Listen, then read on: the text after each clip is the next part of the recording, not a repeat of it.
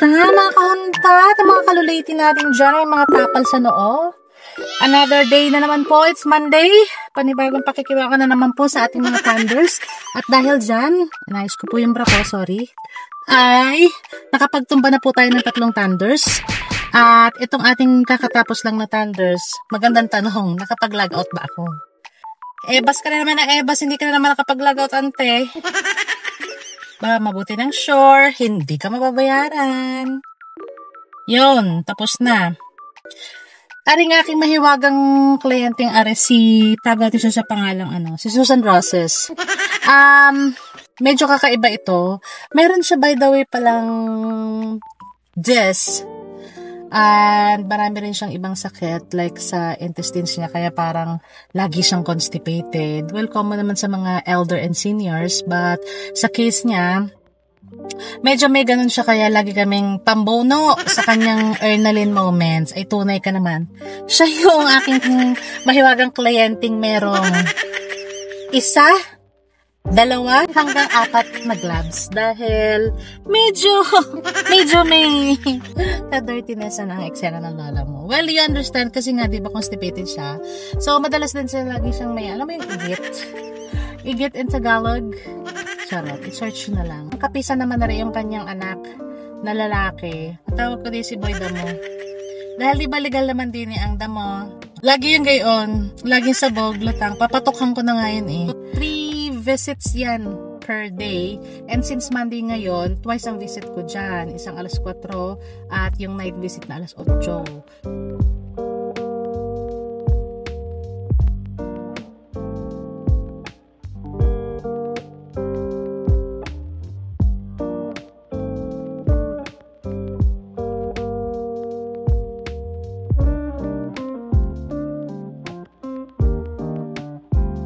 So, si Susan Roses, ang aking katatapos lang na thunders na itumba ko na, yun ay 80 years old. Ang karamdaman naman ni auntie, meron siyang lung cancer. And, medyo paalisin na din. Pero dahil hindi pa naman talagang malalang palliative care, dahil yan nakapisan sa anak niya, yung anak niyang lalaki, si Boy Damo, ay yan ang nag-aalaga sa kanya. May anak yung babae, kaya lang din siyempre pamilyado na, ay di nakatira sa ibang bahay. Maririndihin iyon, hindi matagalan ng kanyang ina na may Ernalyn moments. Meron kasing ganong family member na they are involved, yes, sa pag-aalaga and prasikaso sa nanay nila, but not to that extent na may pa-hands-on sila. The next left onto Sodom Road.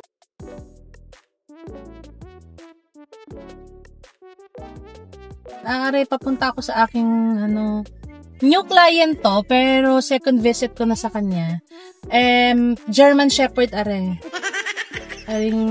shower assistants din. Ay, hindi nag-i-English ha. Pahirapan din sa isang at ang kanyang translator ay ang kanyang anak. Hindi sila German, I'm so sorry. They are Polish. So, paparoonan ko muna si shower assistants at ito hindi talaga siya nag-i-English. So, mumustra ka lang sa kanya. Mamaya, hopefully, wala namang masyadong ganap for today's video sa kanya. Your destination is on the left.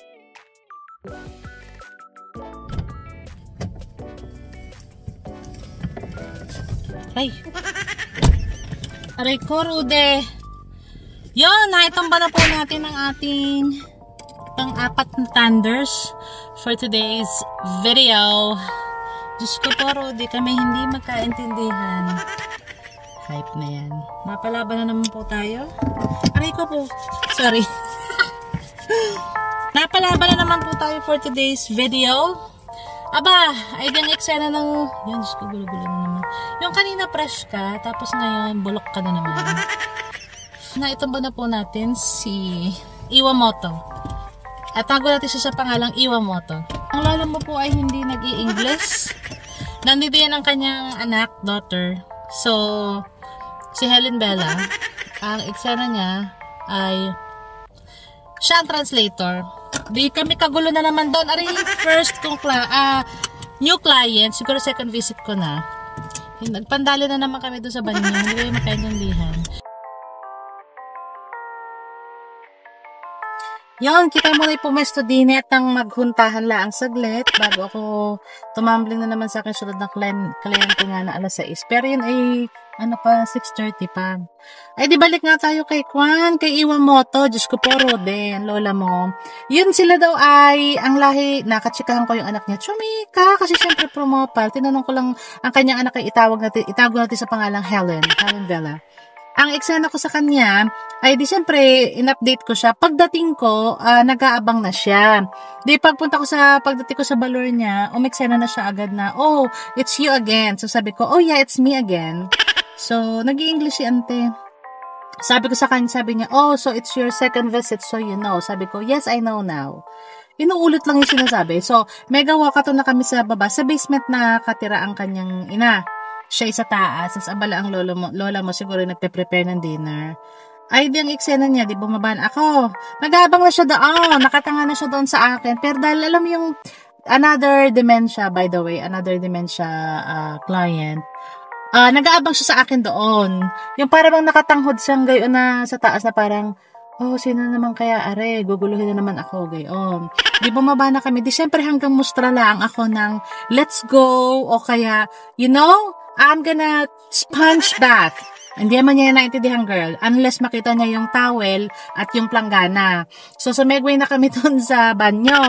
Alam mo, nagdadaldal siya. Hindi ko siya naiintindihan talaga kasi nagsasalita siya ng lengguwahe nila. E di, syempre, umieba siya. Ang magagawa ko lang talaga nun is magmumustra lang para ituro sa kanya kung saan kami paparaon. E di, nung nasa CR na kami, may inieba siya. So, parang this time, medyo hindi ko maintindihan kung nagsasalita lang ba siya as a normal na ganito o nag-grumpy siya for today or wala sa mood. Tapos, dinampot ko yung damit niya sa ibabaw ng walker. So, I thought 90, like I mean pajama. Pantulog. Akala ko iyon. Pero kasi terno eh. Kasi iniikot ko, wala doon sa counter ng, di ka nga may mga client na pagdating mo, naka-ready na doon, lalo pag may gay ang family member na kasama. Nire-ready na kung anong gagamitin mo para doon lang kayo sa washroom kung do what you have to do. So, eksena ng lola mo, ang nadampot kong damit na si babaw ng walker, hindi daw yon. So, later ko na yan mapapagtanto nung bumaba si translator. Di kinuha ko. Nung pagdampot ko, nagsasalita siya ng, Diyos ko, Latin. Parang ganyan. Ay, sabi ko, siguro may sinasabi lang siya or what. O baka malamig, ayaw niya, o gayaan. So, dumiretso na kami sa ganap namin. Nakatayo siya, tapos syempre, umusta mo na, umupo ka dun sa toilet seat niya. By the way, yung toilet nila, meron siyang yung upuan for yung commode para mas mataas ng kaunti kaysa director siyang uupo sa bowl. Ang lola ko may gayon binili ng aking sisteret. Shout out pala dyan kay Jonabel. Charot. Siya nag-sponsor ng commode ni Lola Bells.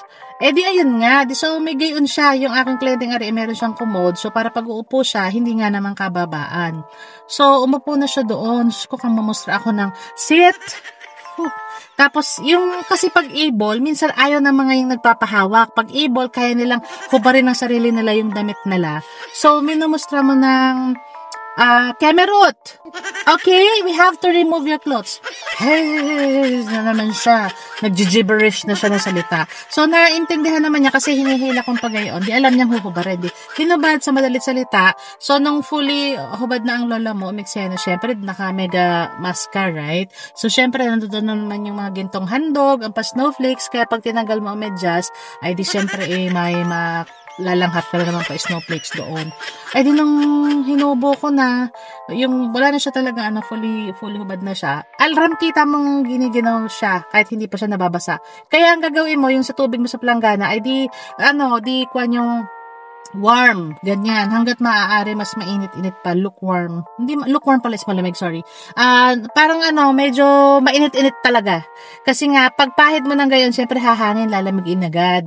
Saka pagka gayong nagmumustra siya ng nagaganyan, ibig sabihin ginigina, bibilsan mo, bay, yung kabagalan mong ini, mamaya yun iisipunin pa, kasalanan ko pa, di bibilsan mo na lang at siya liguan. So, sa madalit salita, nakatapos kami ng pag-sponge bath sa kanya and everything. Nakipag-cooperate naman siya, so, parang routine naman na sa kanya. After nun, yun nga, ginawa na namin. Ito na naman yung moments ko sa kanya. Marunong na ako umilag ngayon gawa yung unang punta ko, hindi ko alam na gaya na ginagawa niya. Nakabase na siya and outfit and everything. Doon na kami nagkatalo, doon pala sa damit. Yung palang buti bumaba yung anak niya, sumilip. Is everything okay? Di sumegway na ako na, kay my roots. So sabi ko, yes. Sabi ko, everything is okay. But can you tell her, please tell her that, I'm gonna change her clothes for this. Tinuro ko yung dinampot ko kaninang pajama. Sabi nung anak oh, no, not this one. This is not for, sabi nga, oh, okay. I thought it was her pajama because it's on her walker. No. Tapos sumunod ako kay Auntie Helen. Tapos sumegway siya doon. Where did she put that? Sabi ko, if her pajamas is around, I should be able to see it kako agad. And then sabi niya, oh, she have kept it inside the cabinet. Kasi nga, diba, dementia, she forgot. Baka nakalagay daw sa bed. So, she thought na ibabalik sa cabinet. Alam mo na, yung cognitive process nila is baliktad or, parang hindi nila mapapagtantong maliligo. Ako susuotin ko ito mamaya. Instead, ang naisip niya, doon sa kama yung mahiwaga niyang damit, at ibabalik sa cabinet. Hindi niya naisip na susuotin ko to after namin mag-sponge bath. Ganon. So, in short, pinigyan sa kanila mo, doon na kami nagkatalo. Kaya sabi ko sa kanya, alam mo yung parang sa atin sa Tagalog, kaya pala naman yung nanay mo ebas ng ebas. Mali pala yung dinampot kong damit. Diyos ko po, Rodi, kung makita nyo na eksena. Tawa na naman kami ni Ante, yung parang mga chismosa mong kapitbahay na parang, kaya naman pala yung lola mo, ebas ng ebas. Mali pala yung kinuha ko. Tapos ayun na, so natapos na kami doon, sponge bath, nagkatalo na, nabihisan ko and everything. Ito na, yung mahiwagang iniiwasan ko. Ngayon ay alam ko na. Sumegway siya, kailangan niya ng oral care na conscious. So, part yun ng mga care na gagawin mo sa kanya. So, pag tayo ng lola mo, umiksara na siya agad ng pagtayo. Nilagyan ko na ng toothpaste yung toothbrush, nilagyan ko ng tubig yung baso para i-rinse niya. So, eto na. Tatanggalan niya na yung mahiwagan niya, Manny Pacquiao mouthpiece. Nung tinanggal niya, itanda ko yan nung huli kong visit. Nung pagkatanggal ng lola mo, brenas niya yung kanyang postiso, talaga naman tilamsikan. Ngayon, siyempre, nung alam ko nang malapit na, pumunta na agad ako sa likod ng lola mo at doon na lang ako nagpiga ng face cloth at nagtapo ng laman ng planggana. Para habang abala siya sa pagkuskus ng kanyang ngipin, di ako na may nakatuyo na ng kanyang face cloth. So, nakailag ako at this time around kasi nung last time, Diyos ko po, Rode ko, yamot ko talaga. Talsikan abay, di syempre ikaw ba naman? Mag-toothbrush ka nang at magtalsikan, di gat lahat naman ng germs and everything. Dirtiness level, nando doon. Di kaya ako sumegway na agad ng gano'n nakapagtago. So, natapos naman kami. So, fast forward, nung dumating pala ako earlier, sinabi ni daughter ni Helen Vela, so you know what to do na, sinegway niya sa akin na, would you mind if you can also do some exercise with her? And I said, no problem, sabi ko ganun, if we still have time, for sure, we can still do it. And may I ask, where can I find her exercise sheet? Kasi, pag ganyan kasi, syempre, hindi naman yan, girl, yung mga katulad ng mga exercise natin. Syempre, iba ang exercise ng mga ganyan mga senior. Kasukdulan, lang din naman yun, folding ng arms, diba? Yung raise lang ng arms, folding, raising, ganan. Habang nakaupo at hindi man naman yung pinibigyan ng mabibigat na exercise. Sabi niya, no, I don't have that. We used to have it, but now it's she couldn't find it. So sabi ko, no, it's fine. Sabi ko, sige, naalala ko pa naman yung mga ibang exercises na ginagawa ko sa ibang client. Yun na may pare-pareho din lang. Wag mo nga lang din talagang sasagarin ba. Makita mo rin naman ang capacity pag alam mo din namang hindi maiibo ang kanilang right at injured or something ang kanilang arm. Sabi, hindi mo naman ipagagawa yung mga gayong exercise. So sa mga tayo na pinerform namin, kaya yun. Nakakuha lang ako na-share ko lang glimpse lang nung ginagawa namin. Maririnig nyo lang sa background kung ano yung exercise na ginawa namin together kasi syempre time, do it, go, open wide, open your legs, go, 1 2 3 4 5 6 7 8 9 and 10. Perfect. Okay. 3 good, 4 5 6 7 8 9 and 10. Perfect. Do your left. Okay? Yeah, left. Yeah, go. 1. Good. Perfect. 2. Good. 3. 4. 5. 6. 7. 8. 9. And 10. Hindi ka naman pwedeng pakita ang mukha ni Iwamoto. So, sa madaling salita, nitawid namin yung kanyang mahiwagang exercise. At nakatawid po, naitumba natin ang ating thunder. So, yun na, nagpaalam na ako dun sa daughter niya. Sabi ko na lang na, seems like she's my regular every Monday. So, I guess I'll see you next Monday around the same time. May mga mababait kasi talagang client and family members. So, sabi niya, oh, thank you very much, Florence. You have done great. Sabi niya gano'n. Pero yung accent hindi gayon ha, at alam mong polish sila. So, ang English nila ay din, left and right din. Ayun, so, natapos na po natin yon. And yun, na-share ko lang din kung anong ganap ko for another shift for today. Start pa lang ng week ko. Since working weekend ako, ay mukhang mahaba-haba ang bubunuin natin this week. Kaya again, thank you po doon sa mga nanonood. Yes naman. Apart from my friends and family. Yes, vlogger yan. Thank you po sa mga nanonood. Kung nakaka-relate kayo doon sa mga kwentong caregiver. I'm sure doon sa iba na matagal na rin nilang ginagawa. I know some of my kwento. You would relate. At marami pa. Medyo, pa nga kumbaga sa napaka-surface level pa lang ng kwento. Kasi maraming iba't ibang kwento ang mga healthcare workers, especially sa caregiver sector, na kung ano-anong experience sa mga iba't ibang klase ng mga client and patient. Again, in my case, nasa community ako kasi home care support worker ako sa community. Hindi ako facility-based. Explain ko later on other videos kung anong difference ng home care setting sa facility-based, like yung long-term, nursing home, retirement home. Iba-iba kasi yan. Tsaka iba-iba rin ang care needs ng mga patient and residents na nandoon. Kaya iba't ibang healthcare din ang nandoon para i-assist sila on their daily living. So, ayun nga po guys. Salamat sa inyong panonood.